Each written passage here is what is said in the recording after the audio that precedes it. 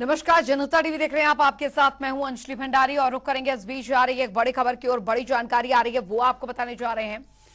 तो बड़ी खबर, बड़ी जानकारी बता दें आपको आ रही है। पीएम मोदी के मन की बात तक की सेंचुरी आज, ये इस वक्त की बड़ी खबर। 11 बजे से मन की बात का प्रसारण होने जा रहा है।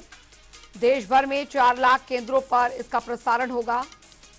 सीएम योगी कर्नाटक में सुनेंगे मन की बात, तो सीएम धामी नैनीताल में मन की बात कार्यक्रम को सुनेंगे। ये इस वक्त की बड़ी खबर। बीजेपी के सभी पदाधिकारी इस दौरान मौजूद रहेंगे।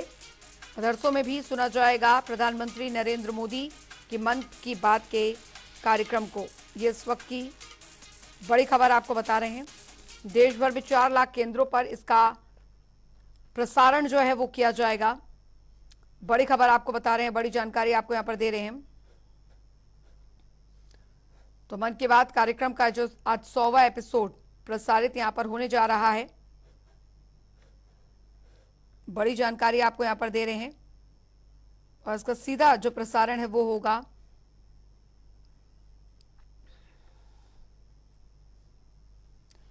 तो प्रधानमंत्री नरेंद्र मोदी के मन की बात कार्यक्रम से देश भर से जो लोग हैं वो जुड़ेंगे। यहाँ तक कि यूएन में भी प्रधानमंत्री नरेंद्र मोदी के मन की बात के 100वें एपिसोड को सुना जाएगा। फिलहाल आपको बता दें, आज बेहद महत्वपूर्ण ये एपिसोड रहने वाला है, जिसके जरिए आज पूरे देश को प्रधानमंत्री का ये संबोधन सुनने को मिलेगा। और खास इस बीच क्या रहेगा वो भी देखना होगा। लखनऊ से अनूप कुमार हमारे संवाददाता इस बीच हमारे साथ जुड़ गए हैं ज्यादा जानकारी के साथ। अनूप, प्रधानमंत्री नरेंद्र मोदी के मन की बात कार्यक्रम वैसे तो हर बार बेहद खास होता है, लेकिन इस बार खास इसलिए भी क्योंकि ये 100वां एपिसोड है और देश ही नहीं बल्कि विदेशों में भी, खासकर यूएन में भी इसे सुना जाएगा आज। बिल्कुल अंजलि, आज प्रधानमंत्री के मन की बात का शतक पूरा होने वाला है और जिस तरीके से लगातार पिछले दिनों से तैयारियां चल रही थी, खासकर अगर हर विधानसभा की बात करें तो हर विधानसभा में 100 ऐसे जगह चिन्हित किए गए जहां पर सीधा प्रसारण मन की बात लोग सुन सकेंगे। और खासकर भारतीय जनता पार्टी कार्यालय की इस वक्त में मौजूद हूं। यहाँ पर संगठन मंत्री धर्मपाल सिंह अंदर जो प्रसारण होने वाला वहां पर मौजूद है। तमाम भारतीय जनता पार्टी के विधायक से यहाँ पर पहुंच चुके हैं। संगठन के तमाम नेता हैं वो पहुंच चुके हैं। सबसे आकर्षण का जो केंद्र है इस बार वो मदरसों में इस बार मन की बात का सीधा प्रसारण वहां के छात्र सुन रहे हैं, वहां के स्थानीय लोग वहां पर पहुंच रहे हैं। और इस बार कुछ खास इसलिए क्योंकि प्रधानमंत्री दिल्ली में 100 लोगों को, ऐसे लोगों को सम्मानित करेंगे जो देश के लिए उन्होंने नाम रोशन किया है। लखनऊ में राजभवन में आनंदीबेन पटेल इस कार्यक्रम को सुनने वाली हैं। करीब 60 लोग, वो लोग जिनका मन की बात में प्रधानमंत्री ने जिक्र किया है, उन लोगों को यहां पर सम्मानित किया जाएगा राजभवन में। तमाम लखनऊ में ऐसे मदरसे हैं जहां पर सीधा प्रसारण को लेकर वहां पर एलईडी लगाई गई है। तमाम लोग वहां पर पहुंच रहे हैं। जब 11 बजे मन की बात की शुरुआत होगी, आप समझिए कि पूरे 2014 के बाद जब से मन की बात शुरुआत प्रधानमंत्री ने की है, इस मन की बात में कोई पॉलिटिकल बात नहीं, सीधे लोगों से जुड़ाव। देश के प्रधानमंत्री अपनी जनता से अपने मन की बात करना, उन लोगों को सराहना करना जो देश के लिए काम करते हैं, जो समाज के लिए काम करते हैं। तो ऐसे प्रधानमंत्री की मन की बात का आज समा दिन है, एपिसोड है। निश्चित रूप से जिस तरीके से लगातार तैयारियां देखी गई हैं उत्तर प्रदेश के साथ साथ, आपने कहा विदेशों में भी उनकी मन की बात सुनी जाएगी इस बार। तो कुछ खास होने वाला है। सब क्या कुछ समय एपिसोड में प्रधानमंत्री कहते हैं फिलहाल अभी 11 बजे के बाद ही पता लगेगा। लेकिन जिस तरीके से खासकर अल्पसंख्यकों की बात करें या फिर लगातार एक समाज को जोड़ने की बात करते हैं प्रधानमंत्री, या वो लोग तबके की बात करते हैं जो कुछ अलग हटके काम करते हैं, जिन लोगों ने समाज को प्रेरणा दी है, जिन लोगों ने एक विकास को लेकर एक नई ऊर्जा जोड़ी है, उन लोगों की हमेशा बात करते हैं। तो इस एपिसोड में देखने वाली बात होगी क्या कुछ। फिलहाल कुछ तैयारी की विजुअल दिखाएंगे आपको जी। ये भारतीय जनता पार्टी कार्यालय का विजुअल है। तमाम यहाँ पर आप होर्डिंग देख सकते हैं कि प्रदेश मुख्यमंत्री योगी आदित्यनाथ की होर्डिंग लग चुकी है, बीजेपी प्रदेश अध्यक्ष भूपेंद्र चौधरी की होर्डिंग लग चुकी है, दोनों डिप्टी सीएम की होर्डिंग लग चुकी है। दूसरी तरफ जेपी नड्डा जो भारतीय जनता पार्टी के उनकी अध्यक्ष हैं, उनकी होर्डिंग लग चुकी है। राजनाथ सिंह लखनऊ के सांसद हैं, उनकी होर्डिंग है। और राजनीति के चाणक्य कहे जाने वाले अमित शाह की भी होर्डिंग लग चुकी है। पूरे गेट को साथ साथ पूरा जो कार्यालय है वो सजा दिया गया है। तमाम सांसद, विधायक और पदाधिकारी यहाँ पर का पहुंचना शुरू हो चुका है। अभी थोड़ी देर बाद जब 11 बजे मन की बात की शुरुआत होगी प्रधानमंत्री की, तब उस समय मुझे लगता है कि आज देश उस समय के लोग एक जगह पर इकट्ठा होंगे और मन की बात सुनेंगे कि बिल्कुल अनूप बने रहिए आप हमारे साथ। डेप्यूटी सीएम श्री ब्रिजेश पाठक ने क्या कुछ कहा, सुनिए।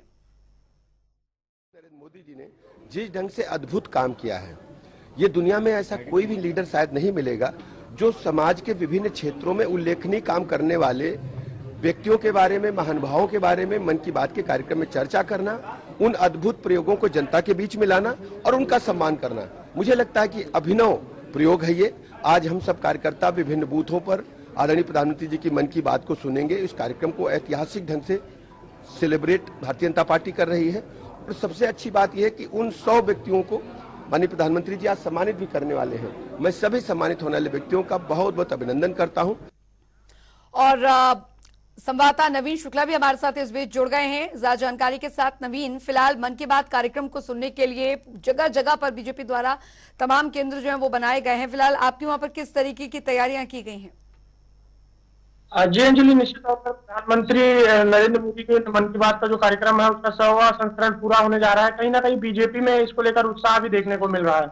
अगर राजधानी देहरादून की बात करें तो राजधानी देहरादून में करीब 850 जगहों पर प्रधानमंत्री नरेंद्र मोदी की मन की बात का कार्यक्रम सुना जाएगा। इसके साथ ही तमाम सारे जो नेता हैं, जो पदाधिकारी हैं, उन्हें अहम जिम्मेदारी सौंपी गई है कि कार्यक्रम को बृहद रूप दिया जाए। खुद मुख्यमंत्री पुष्कर सिंह धामी नैनीताल में प्रधानमंत्री नरेंद्र मोदी की मन की बात का कार्यक्रम सुनेंगे। ऐसे और तमाम सारे जो कैबिनेट मंत्री हैं उन्हें अलग अलग जगहों पर वह अपने अपने क्षेत्रों में जाकर मन की बात का कार्यक्रम सुनेंगे। अब से करीब 11 बजे कार्यक्रम शुरू होने वाला है। तमाम सारी तैयारियां की जा रही हैं। इसके साथ ही कल बृहद रूप से प्रेस कॉन्फ्रेंस प्रदेश अध्यक्ष महेंद्र भट्ट द्वारा की गई थी, जिसमें उन्होंने साफ तौर पर यह बताया था कि कौन से नेता और कौन विधायक और मंत्री जो हैं वह किन स्थानों पर रहेंगे। तो तमाम सारे कार्यक्रमों की रूपरेखा, जो कार्यक्रम है उसकी रूपरेखा तय की गई। और अभी 11 बजे जब यह कार्यक्रम शुरू होगा तो तमाम जो नेता हैं, विधायक हैं, मंत्री हैं, वह अपने अपने क्षेत्रों में प्रधानमंत्री नरेंद्र मोदी की मन की बात का कार्यक्रम सुनेंगे। क्योंकि सबसे बड़ी बात यह है कि 100वां संस्करण पूरा होने जा रहा है, तो बीजेपी इस कार्यक्रम को बृहद रूप देने में लगी हुई है। किसी भी प्रकार से कोई कमी ना कार्यक्रम में रह जाए, इसका विशेष रूप से ध्यान रखा गया है। तमाम सारे पदाधिकारियों को अहम जिम्मेदारी सौंपी गई है। इसके साथ ही अगर बात की जाए तो बीजेपी प्रदेश कार्यालय में भी कार्यक्रम का आयोजन किया गया है। और राजधानी देहरादून में 850 जगहों पे ऐसे कार्यक्रमों का आयोजन किया गया है, जहां पर तमाम कार्यकर्ता, विधायक और मंत्री अलग अलग स्थानों पर कार्यक्रम में शिरकत करेंगे और प्रधानमंत्री नरेंद्र मोदी की मन की बात कार्यक्रम सुनेंगे। बिल्कुल, मन की बात कार्यक्रम को सुनने के लिए काफी ज्यादा उत्सुक हर कोई यहाँ पर है और तैयारियां यहाँ पर की गई हैं। लगातार हम अपडेट भी यहाँ पर अपने दर्शकों को यहाँ पर देते जा रहे हैं, क्योंकि अभी लखनऊ से हमारे संवाददाता जुड़े और उन्होंने भी बताया कि किस तरीके से व्यवस्थाएं वहां पर की गई हैं। अब नवीन भी देहरादून से जुड़े हुए हैं। नवीन, क्योंकि हर बार प्रधानमंत्री नरेंद्र मोदी का मन की बात कार्यक्रम बेहद अहम रहता है, लेकिन इस बार अहम इसलिए भी है क्योंकि 100वां एपिसोड है और देखना यह भी होगा कि 100वें एपिसोड में हर किसी की जागरूकता होगी कि 100वें एपिसोड में किन किन मुद्दों को लेकर प्रधानमंत्री किन किन मुद्दों का जिक्र करते हैं।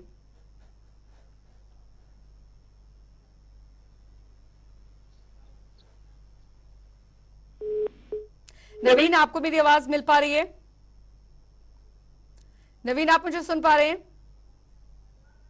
चलिए, बहुत बहुत शुक्रिया नवीन इस तमाम जानकारी के लिए। अनूप भी संवाददाता लगातार हमारे साथ बने हुए हैं लखनऊ से। अनूप, बेहद खास रहने वाला है आज मन की बात का ये एपिसोड, लेकिन उससे भी ज्यादा जो उत्सुकता है लोगों में वो ये कि आज के क्या क्या मुद्दे जो हैं वो रहेंगे। तो चलिए, लगता है संपर्क नहीं हो रहा है। एक बार फिर से कोशिश करेंगे अपने संवाददाता अनूप से जुड़ने की, लखनऊ से वो हमारे साथ जुड़ेंगे और उनसे जानेंगे कि कितनी उत्सुकता, और क्योंकि तैयारियां जो है वहां पर विशेष प्रबंध जो है क्या कुछ किए गए बीजेपी कार्यालय में, वो भी हमने आपको यहाँ पर दिखाए। लेकिन उत्सुकता इस बात की भी कि 100वां एपिसोड है और मन की बात के 100वें एपिसोड में, इस शतक में प्रधानमंत्री का संबोधन किन किन मुद्दों पर रहेगा वो यहाँ पर देखना होगा। अनूप संवाददाता हमारे साथ लखनऊ से लगातार बने हुए हैं।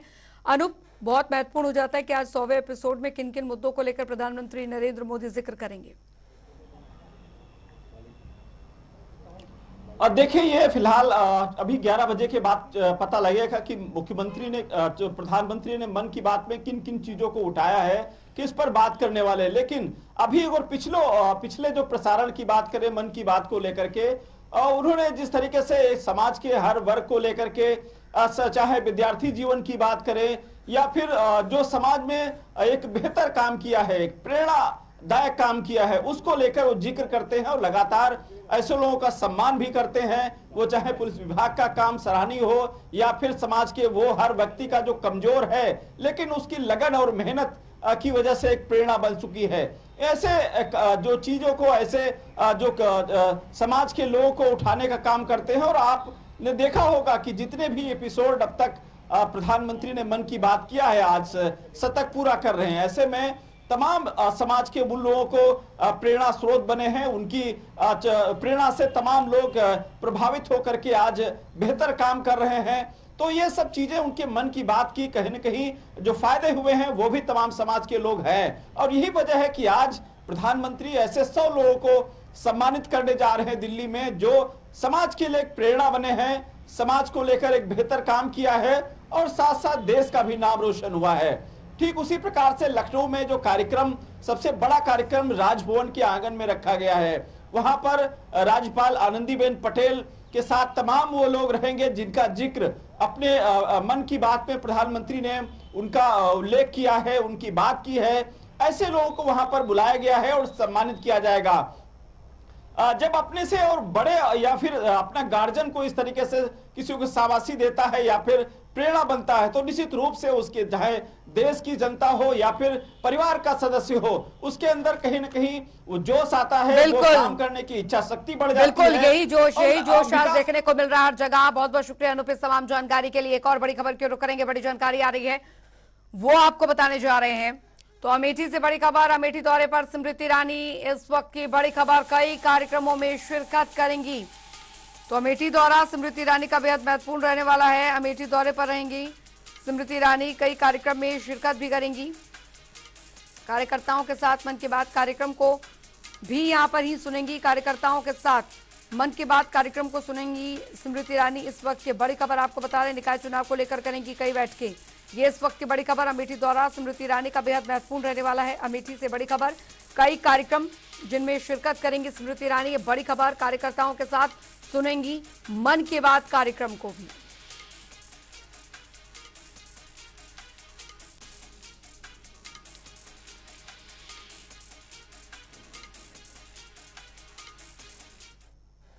आगे बढ़ेंगे, एक और बड़ी खबर की रुख करेंगे। बड़ी जानकारी आ रही है वो आपको बताने जा रहे हैं। बड़ी खबर, बड़ी जानकारी आ रही है। बहराइच श्रावस्ती दौरे पर ब्रजेश पाठक, ये इस वक्त की आ रही बड़ी खबर। चुनावी जनसभाओं को संबोधित करेंगे। तो बड़ी जानकारी आ रही है, बीजेपी प्रत्याशी के समर्थन में मांगेंगे वोट। तो बड़ी खबर, बड़ी जानकारी बहराइच से, बहराइच श्रावस्ती दौरा ब्रजेश पाठक का, बता दें आपको, चुनावी जनसभाओं को संबोधित करेंगे। ये बड़ी जानकारी आपको यहाँ पर दे रहे हैं। बीजेपी प्रत्याशी के समर्थन में वो प्रचार करेंगे। तो बहराइच श्रावस्ती दौरे पर ब्रजेश पाठक चुनावी जनसभाओं को संबोधित करेंगे। बड़ी जानकारी, बीजेपी प्रत्याशी के समर्थन में वोट मांगेंगे। ये इस वक्त की बड़ी खबर है। बहराइच श्रावस्ती दौरे पर ब्रजेश पाठक। चलिए आगे बढ़ेंगे और रुक करेंगे उत्तराखंड की खबर की ओर। आपको बता दें कि उत्तराखंड में समान नागरिक संहिता बनाने के लिए गठित विशेषज्ञ समिति का कार्यकाल फिर बढ़ाया जा सकता है। बता दें आपको कि समिति को 27 मई तक ड्राफ्ट तैयार करना है, लेकिन अभी और काम बाकी है, इसलिए समिति ने शासन को 4 महीने का कार्यकाल बढ़ाने का प्रस्ताव भेजा है। प्राप्त हुए प्रस्ताव पर गृह विभाग ने विचार विमर्श शुरू कर दिया है और मुख्यमंत्री पुष्कर सिंह धामी के अनुमोदन के बाद समिति को विस्तार यहां पर दिया जा सकता है।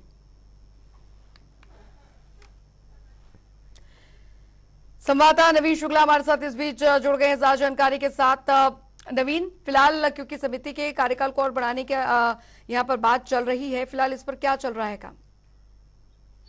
जी, निश्चित तौर पर अंजलि, जिस तरीके से समान नागरिकता संहिता पर कार्य चल रहा था, इसको लेकर अब जो समिति है, समिति ने शासन से कहा है कि इसका जो समय अवधि है उसको बढ़ाया जाए, क्योंकि अभी समिति द्वारा ये कहा गया है कि अभी कुछ कार्य बाकी हैं जो पूरे नहीं हो पाए हैं। इसको लेकर समिति ने आग्रह किया है कि जो 4 महीने का जो कार्यकाल है उसे 4 महीने और बढ़ाने की बात कही जा रही है। कहीं ना कहीं जो काम है ये 27 मई तक पूरा होने की बात कही जा रही थी, लेकिन कुछ कार्यों की वजह से नहीं पूरा हो पा रहा है। कई समितियां उसमें कुछ संशोधन करना है और तमाम सारे कार्य हैं, तो कहीं ना कहीं 27 मई तक कार्य पूरा होना था, वह नहीं हो पाया है। अब समिति द्वारा शासन को यह लिखा गया है कि इसमें जो कार्यकाल है इसको थोड़ा सा और बढ़ाया जाए और और कहीं ना कहीं अगर मुख्यमंत्री का अनुमोदन मिलता है तो इसका कार्यकाल भी बढ़ाने के बाद कार्यकाल बढ़ सकता है। बिल्कुल नवीन, हालांकि अभी फिलहाल जानकारी है कि गृह विभाग में विचार विमर्श चल रहा है इसके कार्यकाल को बढ़ाने को लेकर।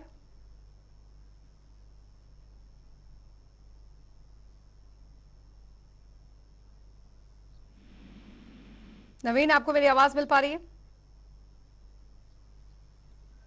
चलिए, बहुत बहुत शुक्रिया नवीन इस तमाम जानकारी के लिए। तो फिलहाल एक और बड़ी खबर की ओर रुख करेंगे। बड़ी जानकारी आ रही है देहरादून से, जहां पर केदारनाथ यात्रा के पंजीकरण पर रोक लगा दी गई है। बड़ी खबर आपको यहां पर बताने, बड़ी जानकारी, केदारनाथ यात्रा के पंजीकरण पर रोक लगा दी गई है। ये इस वक्त की बड़ी खबर, मौसम खराब होने के कारण ये रोक लगी है, तो यात्रियों को 3 मई तक करना होगा इंतजार। ये इस वक्त की बड़ी खबर आ रही है। तीनों धामों की यात्रा पर जा सकते हैं यात्री। केदारनाथ यात्रा के पंजीकरण पर रोक लगा दी गई है। मौसम खराब होने के कारण रोक लगाई गई है।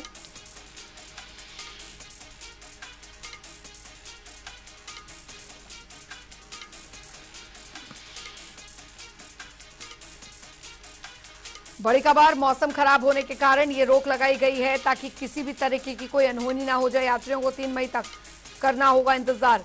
ये बड़ी खबर, तीनों धामों की यात्रा पर जा सकते हैं यात्री। केदारनाथ यात्रा के पंजीकरण पर रोक लगा दी गई है मौसम खराब होने के कारण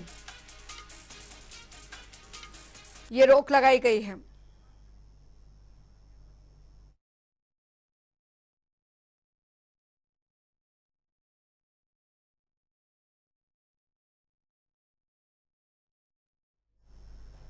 विकास खरे संवाददाता हमारे साथ जुड़ गए हैं ज्यादा जानकारी के साथ। विकास, मौसम को ध्यान में रखते हुए फिलहाल यात्रा कुछ विलंब यहां पर की जा रही है।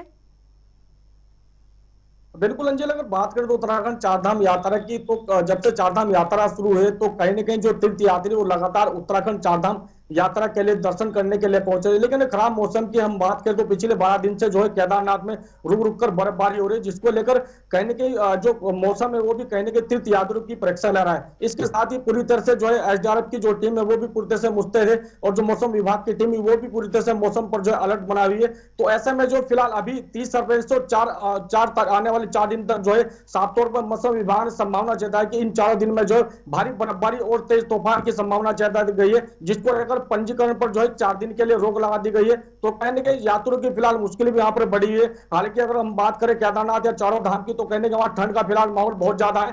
फिलहाल फिसलन की हम बात करें तो फिसलन भी लगातार वहां पर देखे जा रहे। तो ऐसे में जो है हरिद्वार उत्तराखंड प्रशासन है वो भी पूरी तरह से वहां पर अलर्ट है, कहने के चौकाना बना है। आखिरकार जिस तरह से जो मौसम विभाग के द्वारा अलर्ट जारी किया गया, कहने के तेज तूफान 70 किलोमीटर प्रति घंटे की रफ्तार से संभावना चाहते गई है। तो ऐसे में जो 3 दिन के लिए भी फिलहाल जो रोक लगा दी गई है और इस पर जो पूरी तरह से उत्तराखंड सरकार उत्तराखंड प्रशासन पूरी तरह से मुस्तैदी बना हुआ है। अंजलि, बिल्कुल, और व्यवस्थाएं यहाँ पर काफी चाक चौबंद की हुई हैं, लेकिन मौसम विभाग का भी पूर्वानुमान क्या कुछ है, कब तक ये मौसम ऐसे ही खराब बना रहेगा? जाहिर तौर पर जो केदारनाथ में आपदा आई थी 2013-14 में, तो उस दौरान वैसी स्थिति ना एकाएक उत्पन्न हो, इसको ध्यान में रखा जा रहा है। बिल्कुल देखिए अंजिल, अगर हम बात करें तो 2013 की केदारनाथ में जिस तरह की स्थिति बनी हुई कि उस तरह की कोई स्थिति ना बने, इस बार जो है उत्तराखंड सरकार पूरी तरह से अलर्ट है, किसी प्रकार की कोई भी चूक नहीं चाहती है। हालांकि जो प्रशासन है कहीं न कहीं जो वहां पर अधिकारी पूरी तरह से जो हर चप्पे चप्पर वहां पर तैनात किए गए, और जिस तरह से मौसम विभाग के द्वारा संभावना अंजिल अब जताई गई, इसको देखते हुए प्रशासन और भी अलर्ट होगा, क्योंकि जिस तरह से 4 दिन के लिए जो है पंजीकरण पर रोक लगा गई, तो कहीं न कहीं यात्रियों की जो सुरक्षा जो व्यवस्था है उसके लिए रोक लगा गई। तो ऐसे में जो है प्रशासन, उत्तराखंड सरकार पूरी तरह से जो अलर्ट मोड पर है, और जिस तरह से मौसम विभाग ने संभावना जताई गई, इसको लेकर और भी ज्यादा अलर्ट मोड पर हो चुका है। अंजलि, चलिए बहुत बहुत शुक्रिया तमाम जानकारी के लिए। तो फिलहाल आपको बता दें कि मौसम को देखते हुए यात्रा जो है उसे रोका गया है और बढ़ेंगे आगे। पूर्व मुख्यमंत्री हरीश रावत ने अपनी किताब उत्तराखंडियत का विमोचन किया। इस दौरान उन्होंने कहा कि उत्तराखंड के बारे में कुछ बातें हमने इस किताब में रखी हैं और कुछ बातों को अगले खंड में रखेंगे। कार्यक्रम में जगत गुरु शंकराचार्य राजेश्वरम ने किताब का विमोचन किया। इस मौके पर नेता प्रतिपक्ष यशपाल आर्य, कांग्रेस प्रदेश अध्यक्ष करण मारा सहित धारचूला के विधायक हरीश धामी, साथ ही अनुपमा रावत सहित तमाम नेता और कार्यकर्ता मौजूद रहे।